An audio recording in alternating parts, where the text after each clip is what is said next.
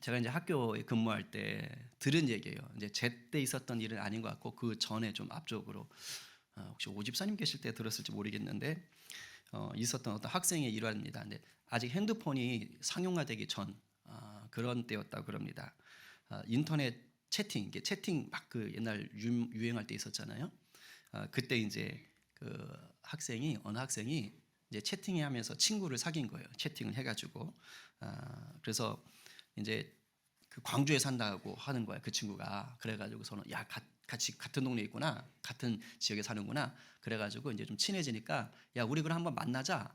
그래가지고 만나기로 했어요. 그래서 그 시내 롯데리아 있지? 그러니까 있었어. 그럼 거기서 보는 걸로 하자. 그래가지고 이제 날을 정하고 이제 만나기로 했습니다. 그래서 이 경화 학생이 이제 그 약속 장소 시내 롯데리아에 갔습니다. 근데 1시간을 기다려도 그 친구가 안 오는 거예요. 그래가지고 씩씩거리면서 그리고 그냥 집으로 돌아왔대요. 그리고 이제 집에 들어와서 컴퓨터 켜고 채팅창을 열었는데 이제 오후에 그 친구가 또 들어온 거예요. 채팅 친구가. 그래가지고 다짜고짜 물었죠. 너 왜 안 나왔어? 나 1시간이나 기다렸는데. 그랬더니 그 채팅 친구가 그러는 거예요. 무슨 말이야? 네가 안 나왔잖아. 나 1시간 넘게 기다렸어. 허탕치고 그냥 왔잖아. 무슨 말이야? 라고 한 거예요. 왜 이런 일이 벌어졌습니까? 똑같은 광주를 얘기했는데 서로 다른 광주였던 거예요. 진짜 있었던 일이랍니다. 그러니까 경화 친구는 당연히 경기도 광주를 생각했는데 채팅 친구는 어디 사는 광주예요? 전라도 광주였던 것입니다. 이런 일이 벌어졌어요. 여러분 그거 아세요? 신앙생활을 하는데도 신앙생활을 하면 우리가 이런 일들을 경험하게 됩니다. 무슨 말이냐면 그런 경험 있을 거예요. 누군가하고 이렇게 얘기를 하다 보면 이제 믿지 않는 분들이죠. 믿지 않는 분이나 교회는 나오지만 아직 예수님을 아직 인격적으로 만나지 못한 분들 같은 경우 일상적인 대화 정도, 인사 정도는 별 문제가 없어요. 근데 약간 깊이 들어가는 것 같다? 그럼 탁 막혀버리는 게 있어요. 뭔가 말이 안 돼. 서로 딴 얘기하는 것 같아. 더 이상 못 들어가요. 그러니까 똑같은 대상을 놓고 얘기하는 거예요. 광주란 이름은 똑같은 것 같은데 달라요. 뭔가 달라. 얘기하다 보면 서로 다른 세상에 사는 것 같은 이런 느낌이 드는 거죠. 특별히 돈이라든가 세상 성공에 관해서 얘기하다 보면요. 이게 딱 드러납니다. 예수님을 모르는 사람들의 거의 대부분은 인생에서 돈이 최고라고 생각합니다. 여기서 설마 나도 돈이 최고인데 이러면 이제 조금 이제 그 신앙을 다시 점검하셔야 돼요. 예. 그러니까 예수님을 모르는 사람의 대부분은 돈이 최고예요. 그래서 돈이면 뭐든 다 할 수 있다. 그래서 이런 사람들은 어떻게 하느냐? 돈 버는데 목숨을 겁니다. 돈 버는데 목숨 걸어요. 주식에, 부동산에, 은행 이자에 온 마음과 정성과 뜻을 다 바칩니다. 이런 분들의 특징은 죽으면 끝이다. 이 세상 살 때 확실히 성공하자. 이런 주의입니다. 죽으면 끝이야. 무조건 이 세상에서 잘 살아야 돼요. 그래서 때로는 수단과 방법을 가리지 않고서라도 남을 이겨야 된다. 돈을 벌어야 된다라고 생각해요.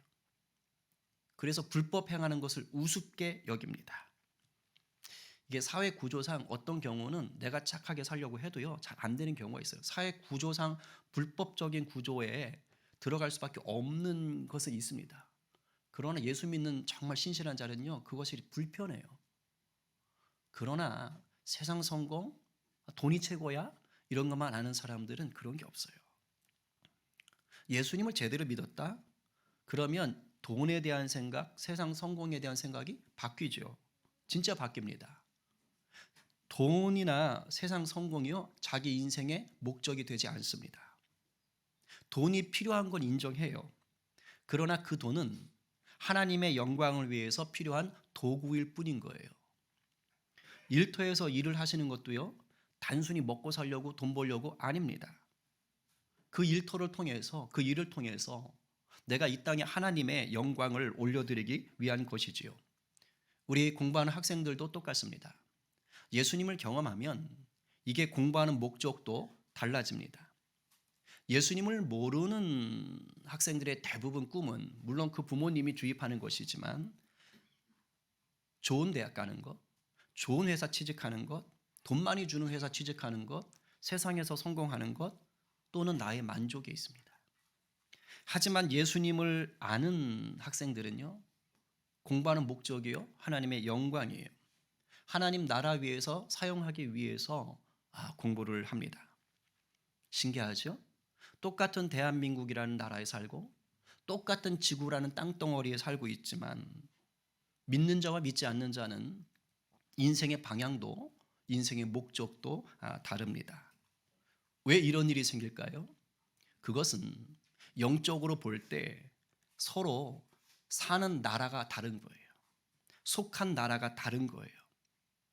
똑같이 대한민국의 지구에 살아도 예수님을 모르는 자는요, 이 세상에 속해서 이 세상의 법을 따라 삽니다.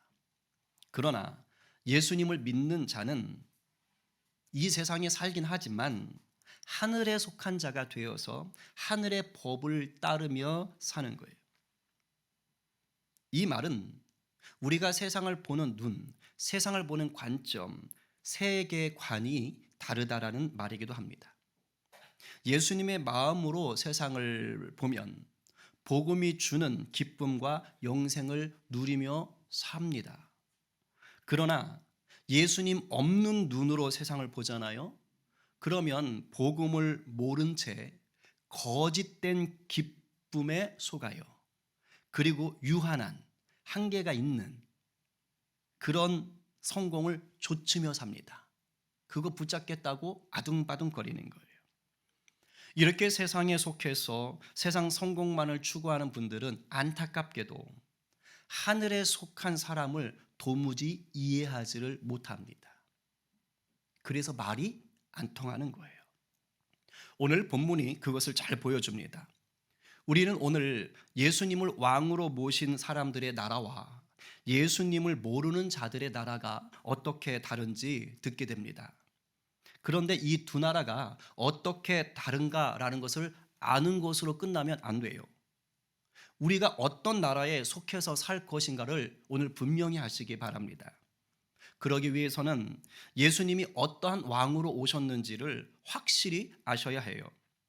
안 그러면 예수님을 왕이라고 고백은 하시는데 세상에 속해서 세상 나라의 법을 따라서 사는 죄를 범하고 맙니다. 여러분, 우리는 예수님을 나의 왕이라고 고백합니다. 찬양에도 왕이라고 고백했습니다. 맞습니다. 예수님은 이 땅에 왕으로 오셨어요. 그런데 예수님을 왕이라고 고백하는 많은 기독교인들 중에 적지 않은 분들이 예수님이 어떤 왕으로 오셨는지를 모르고 삽니다. 예수님을 왕이라고 고백하고 찬양도 하는데 안타깝게도 그분의 그 고백하는 기준이 세상에 속한 것일 때가 많아요. 이 현상은 예수님이 이 땅에 오셨을 때부터 그랬습니다. 예수님 시대에 크게 두 가지 세상적인 기준으로 예수님을 왕 삼으려고 했습니다. 첫 번째는 경제적인 왕으로 예수님을 바라봤어요. 오병이어 기적 아시지요? 예수님이 보리떡 5조각과 물고기 2마리를 가지고 그야말로 1인분 식사인데 상상하기 힘든 기적을 베푸셨습니다. 남자 어른만 5,000명. 그러니까 여자와 아이들까지 계산을 하면 최소 10,000명이 넘는 거예요. 뭐 어떤 학자들은 2만 명, 3만 명, 5만 명 이렇게도 얘기하는데 적게 잡아도 10,000명이 넘는 사람들이 배불리 먹었습니다. 엄청난 기적이죠. 당시에 이스라엘에 살던 일반 평범한 사람들은 하루에 한 끼를 먹었다고 학자들이 얘기합니다. 그러니 이런 자들이 배불리 먹었으니 얼마나 놀랐겠어요. 예수님을 보면서 얼마나 기대감이 차올랐겠습니까? 그래서 수많은 사람들이 예수님께 환호하며 자신들의 이 배고픔을 해결해 줄 왕으로 예수님을 모시려고 했어요. 요한복음 6장 15절에 예수께서 백성들이 와서 오병이어의 기적을 경험한 자들이 와서 억지로 붙들어 예수님을 임금을 삼으려는 줄 아시고 그래서 예수님이 도망갔어요. 기도하러 가십니다. 6장 26절에서는 예수께서 대답하여 이르시되 너희가 오병이어를 기적했던 이 수많은 군중들이 나를 찾는 것은 떡을 먹고 배부른 까닭이로다. 경제적으로 나를 부유하게 해줄 예수님 정도. 이게 있잖아요. 보통 이제 세상살이를 하다가 예수 믿게 되는 분들 중에 이런 분들 굉장히 많습니다. 예수 믿으면 복 받고 잘 산다더라. 간증을 또 잘못하죠. 내가 예수 믿었더니 이렇게 돈 벌었어. 예수님을 경제적인 왕으로 알고 사는 거예요. 물론 주님이 은혜 가운데 물질을 주실 수도 있지만 있는 물질을 뺏어가는 것도 은혜일 수 있단 말입니다. 똑바로 아셔야 됩니다. 잘못된 거예요. 또 하나는 예수님 시대에 예수님을 어떤 왕으로 봤느냐? 정치적인 왕으로 봤습니다. 당시 이스라엘은 로마의 지배를 받았죠. 식민지입니다. 그래서 이스라엘 백성은 구약에 예언된 다윗의 자손 중에 온다는 그 메시아가 빨리 와서 다윗 왕처럼 강력하게 로마와 싸워 이기고 통일 왕국을 독립된 나라를 만들어 주기를 소망했습니다. 전해오는 얘기로는 예수님의 12 제자 중에 예수님을 판 제자가 누구죠? 가룟 유다지요. 이 가룟 유다가 바로 정치적인 이유로 이 집단 가운데 들어왔을 것이다 라는 얘기도 있습니다. 어쨌든 간에 제사장과 이스라엘 종교 지도자들이 예수님을 이제 재판에 넘기잖아요. 근데 그때 예수님을 누명을 씌웁니다. 근데 그 누명을 씌운 제목이 뭐냐? 바로 정치적인 이유예요. 예수님이 이스라엘 백성들을 선동해서 로마 황제를 대적하고 독립을 쟁취하려고 한다 이 말입니다. 그러니까 지금 이스라엘은 누가 왕인 거예요? 로마 황제가 왕인 거예요. 로마 황제가 다스리는 겁니다. 그런 식민지예요. 그런데 예수라는 자가 왕이 되어서는 독립전쟁을 일으키려고 한다고 지금 제사장들과 이 종교 지도자들이 거짓 누명으로 고발을 한 겁니다. 그래서 예수님이 빌라도 앞에, 오늘 본문 빌라도 앞에 왔을 때 빌라도가 예수님한테 물었던 첫 마디가 뭐예요? 네가 유대인의 왕이냐? 이걸 왜 물었겠어요? 그렇게 고발했으니까 그런 거예요. 그렇게 들었으니까. 네가 유대인의 왕이야? 지금 빌라도가 어떤 관점이에요? 정치적인 관점에서 묻고 있는 것입니다.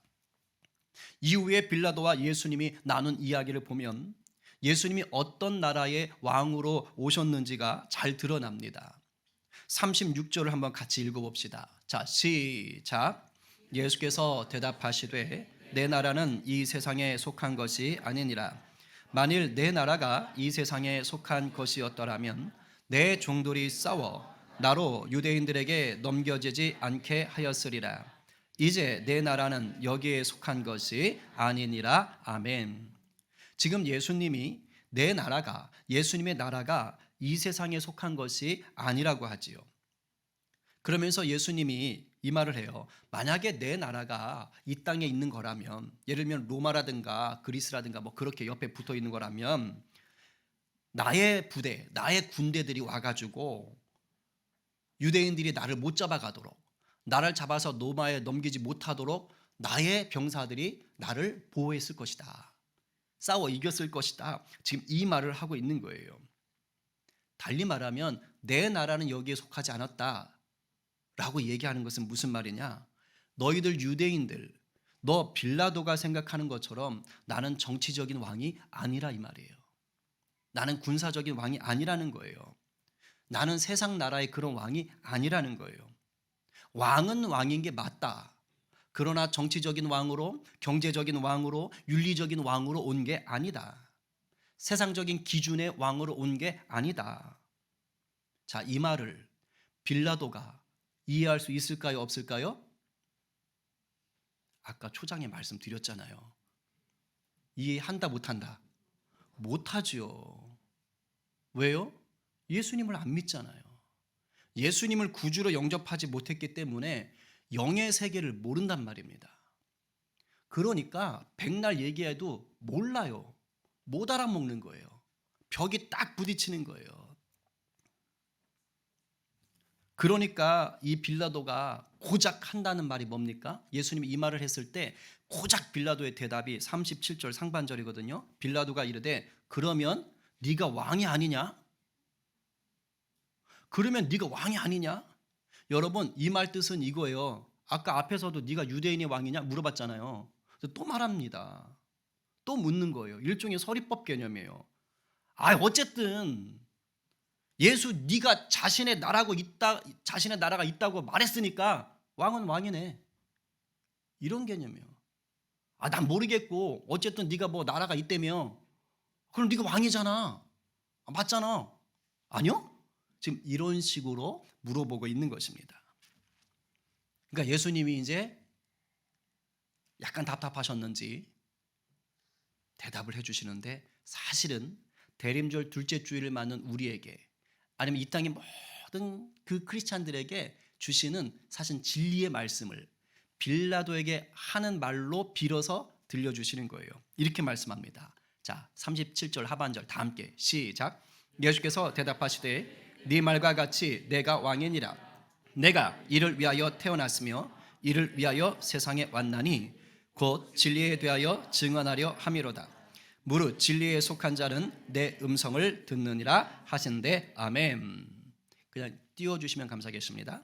예수님이 지금 자신이 왕이 되려고 이 땅에 오셨대요. 그렇지요?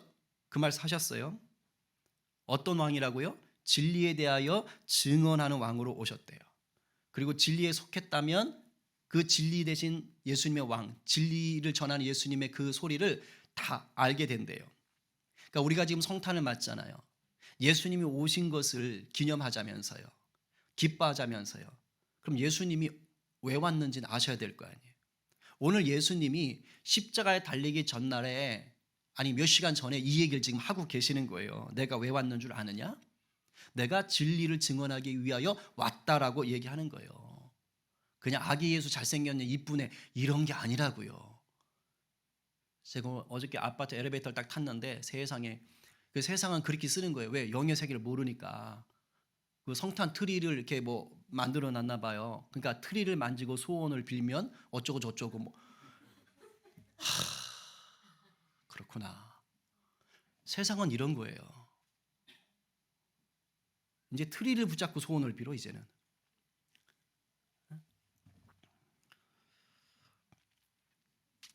예수님 이야기하잖아요. 진리의 증언자. 진리를 증언하기 위하여 오셨다. 자, 그럼 이제 질문 하나 들어가야 돼요. 대체 예수님이 증언하시려는 그 진리가 뭔가? 힌트는 앞에 나왔어요. 일단 예수님이 내 나라는 이 땅에 속한 것이 아니다 라고 말씀하셨으니 이 땅에서 말하는 진리는 당연히 아닌 거지요. 예수님이 증언하는 진리는 이 땅에 속한 진리가 아닌 거예요. 왜? 그건 예수님 나라가 아니니까. 그러니까 이걸 생각하셔야 되는 거예요.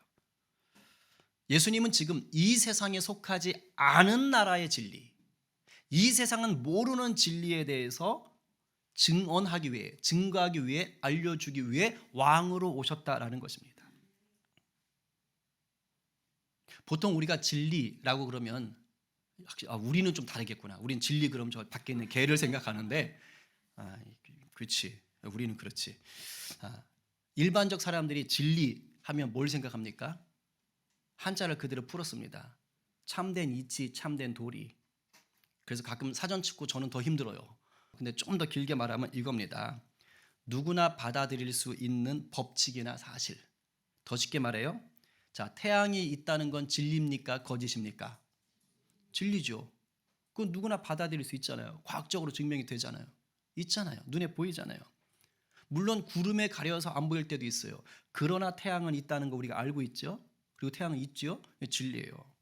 자, 공기가 있어야만 사람이 살 수 있다. 진리입니까? 거짓입니까? 진리죠. 이것이 의심스러우면 한번 공기 없는 곳에 제가 넣어드리겠습니다. 금방 알 수 있어요. 이건 진리예요. 이 말은. 그러니까 이런 식으로 우리가 당연하다고 옳다고 생각하는 것을 우리는 보통 진리라고 그럽니다. 자, 그러면 예수님이 말씀하시는 진리가 이런 거냐? 아니에요. 예수님이 말씀하신 진리가 뭐냐? 그건 예수님이 말씀하신 것에서 찾으면 돼요. 그 성경은 성경으로 푸는 게 제일 좋은 겁니다. 예수님이 진리에 대해서 말씀을 구구절절 하셨어요. 요한복음 14장 6절 굉장히 중요합니다. 자, 다 함께 시작. 예수께서 이르실 때 내가 곧 길이요 진리요 생명이니 나로 말미암지 않고는 아버지께로 올 자가 없느니라. 아멘. 자, 진리는 뭡니까? 예수님 자신이에요. 내가 곧 진리라고 말씀하시는 거예요. 근데 재미있는 것은요, 요한복음 10장 30절에서 예수님이 나와 아버지는 하나다라는 아주 도발적인 말씀을 하세요. 사실 이 대제사장들과 종교 지도자들은요, 이것 때문에 예수님 죽이는 거예요. 신성모독이라고. 누명을 정치범으로 씌운 거지. 예수님이 나와 아버지는 하나래요. 근데 지금 예수님이 자기가 내가 진리다 그랬으니까. 그런데 예수님은 아버지와 하나야. 그러니까 하나님 아버지도 뭐가 되는 거예요? 진리이신 거지요. 쉽지요? 자, 그런데 요한복음 15장 26절에 가면 또 놀라운 말씀을 하세요. 읽어봅니다. 시작. 내가 아버지께로부터 너희에게 보낼 보혜사 곧 아버지께로부터 나오시는 진리의 성령이 오실 때에 그가 나를 증언하실 것이요. 아하. 예수님이 성령에 대해서 얘기하시는데 또 뭐래요? 그 성령의 정체가 진리의 성령이다. 진리의 성령이다. 그러니까 성령님도 진리신 거예요. 여러분, 저 구절요 대단한 구절입니다. 삼위일체가 진리임을 밝혀주는 구절이에요.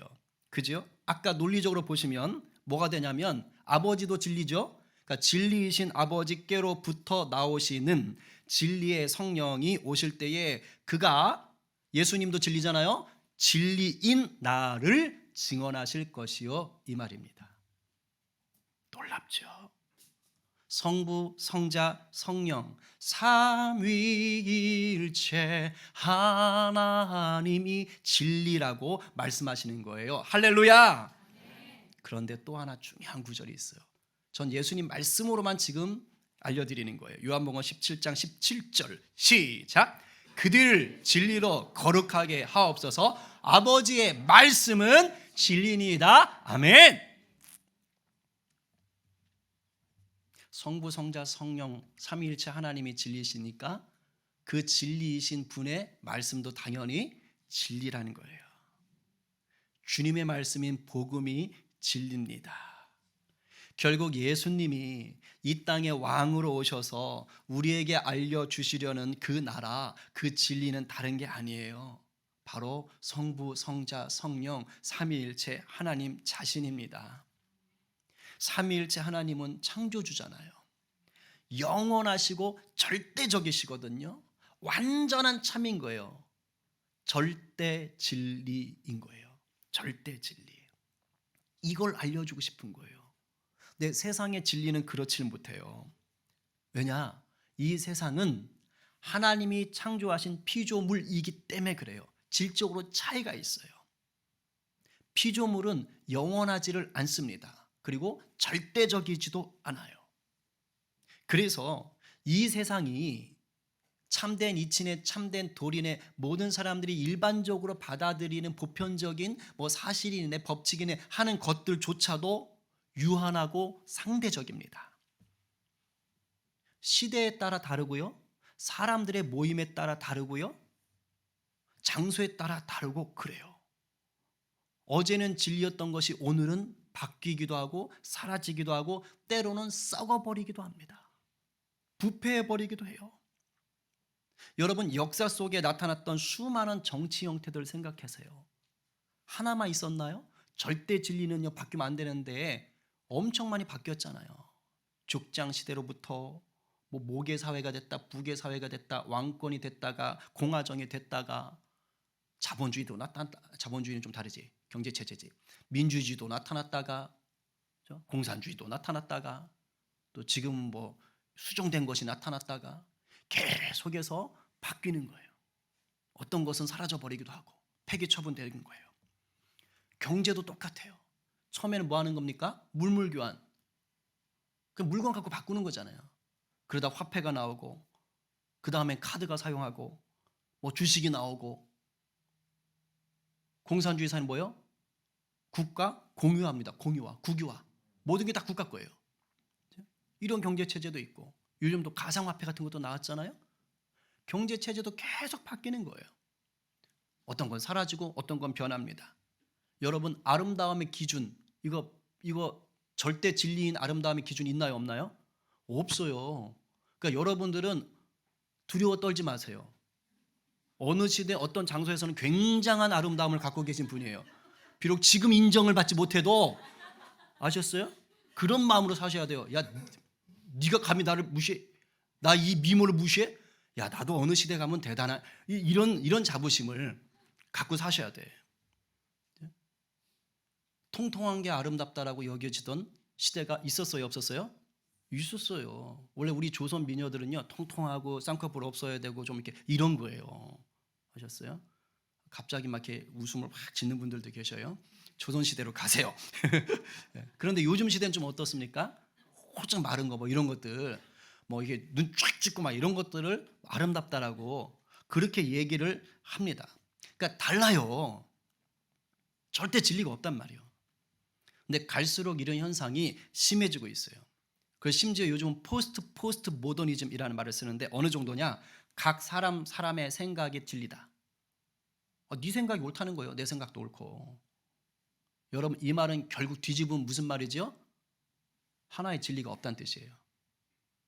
니도 옳고 나도 옳다는 것은 그 어떤 것도 진리가 아니란 뜻입니다. 여러분, 이 세상의 것들로는요, 흔들리지 않는 깃발, 무너지지 않는 반석을 찾을 수가 없습니다. 갈수록 심해집니다. 그렇게 더더욱 우리는 무엇을 붙잡아야 돼요? 완전한 진리를 붙잡아야 됩니다. 이 세상의 것들이 아닌 세상을 창조하신 삼위일체 하나님이 우리에겐 필요합니다. 아멘. 우리를 완전한 진리 안에 거하게 하시려고 오신 예수 그리스도가 모든 사람들에겐 필요합니다.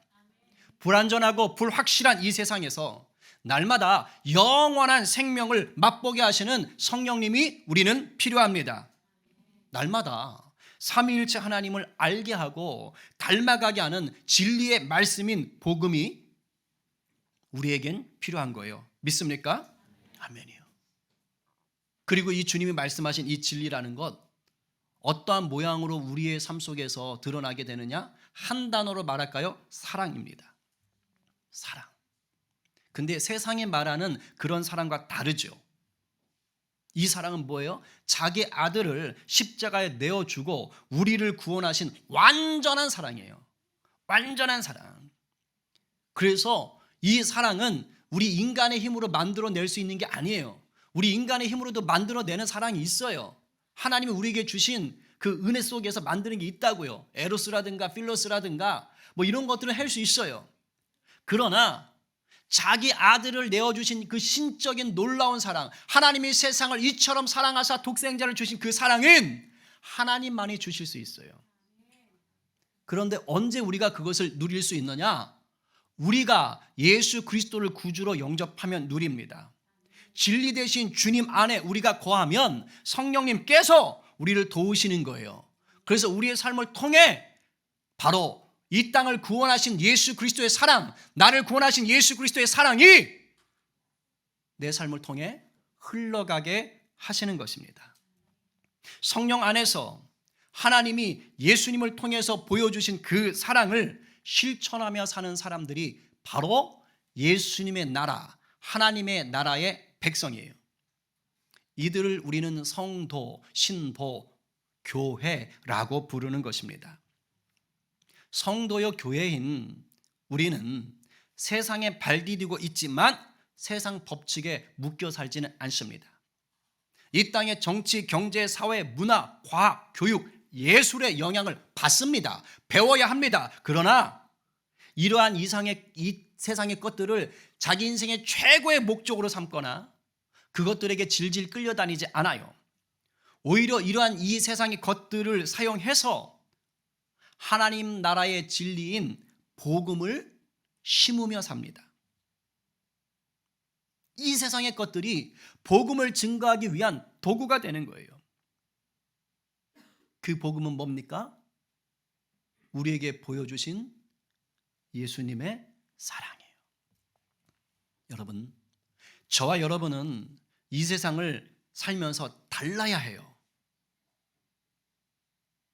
남들 주식 얘기하고 부동산 얘기하고 뭐 차 얘기, 그때 같이 침 흘리면서 하면서 그렇게 살면 안 돼요. 할 수 있어요. 어느 범위 안에서 여러분 다 누릴 수 있습니다. 그러나 그거에 목숨 걸지 마세요. 우리는 그런 나라 사람이 아니에요. 하늘나라 백성답게 사셔야 합니다.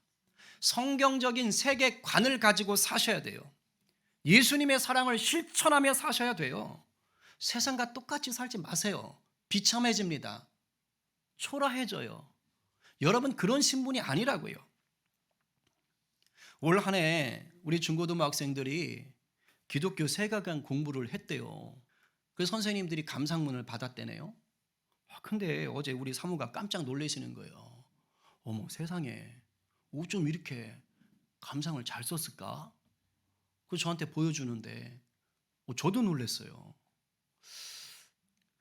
그런데 그 중에 한 녀석 저한테 보낸 게 너무 감동이 됐어요. 제가 전화했죠. 이거 설교 때 써도 돼? 네. 이름을 밝힐까 안 밝힐까? 둘 다 좋아요. 그 말은 뭐지요? 밝혀주세요. 제발 밝혀주세요. 뭐 그런 거잖아요. 그죠? 우리 예람이가 쓴 글인데 세계관을 배우고 나서 이렇게 썼어요. 세계관을 배우고 난 후 나의 세계관에 대해 돌아보았다. 나는 무엇을 진심으로 믿고 있었나? 교회를 다니면서도 다른 세계관을 믿고 있진 않았나 생각하게 되었다. 그치만 내 진짜 마음속에 있는 세계관은 기독교 세계관이라 굳게 믿고 있다. 헐. 깜짝 놀랐어요. 학교에서나 다른 곳에서 나에게 다른 세계관을 가르친다 해도 나는 내 마음속에 있는 세계관을 흔들리지 않고 믿을 거다. 예람아, 예수님을 믿는 거야. 알겠지? 그렇게 표현을 한 거예요. 네네네. 다른 세계관이 어떨지도 솔직히 궁금하였는데, 전 이것도 놀랐어요. 책을 읽으며 다양한 세계관을 알아보게 되는 계기가 되어서 좋았던 것 같다. 그렇지만 다른 세계관을 공부했다고 다른 세계관을 믿게 된다면 안 된다고 생각한다. 우리는 살아가면서 많은 사람을 만나고 또 그 사람들에게 세계관을 마주하게 된다. 그때에 나는 다른 세계관에 흔들리지 않으며 나의 기독교 신념을 지켜야 한다고 생각을 한다. 가만히 계시는 거예요? 박수 쳐줘야 되는 거예요, 이거는. 와, 진짜. 제가 예람이 나이 때 학생들은 이 고백이 대단한 겁니다. 물론 뭐 깊이 모를 수는 있어요. 근데 그만큼 배웠고 자기가 도전을 받았다라는 것은요 굉장한 거예요. 제가 그러면서 이렇게 뭐 이제 아이들 본 걸 봤어요. 참 귀하더라고요. 우리 자녀들이 정말로 진리 되신 예수님을 온전한 구주로 영접하고 삶의 주인으로 모시며 말씀대로 살아가는 하나님 나라의 백성 되기를 정말 축원하고 먼저 살아놓은 여러분들이 그것을 위해서 힘써 주시기를 간절히 축복합니다. 이제 내년 교사들은 죽었습니다. 이제 애들 수준이 보통이 아니에요. 보통이 아니에요. 그렇죠? 아울러서 우리 모든 성도들이 정말로 참된 진리를 붙잡고 하나님 나라 백성으로 이기며 살기를 간절히 축원합니다. 오늘 누가 우리를 죄에서 자유케 하신 진리의 주님 안에서 온전히 거하기를 결단하실래요? 오늘 누가 하나님 나라 백성답게 여러분의 삶의 자리에서 참된 진리를 증거하는 작은 예수가 되시겠습니까? 오늘 말씀에 아멘으로 화답하며 세상을 이기는 진리 속에 살기로 결단하는 우리 모두가 되기를 간절히 축원합니다.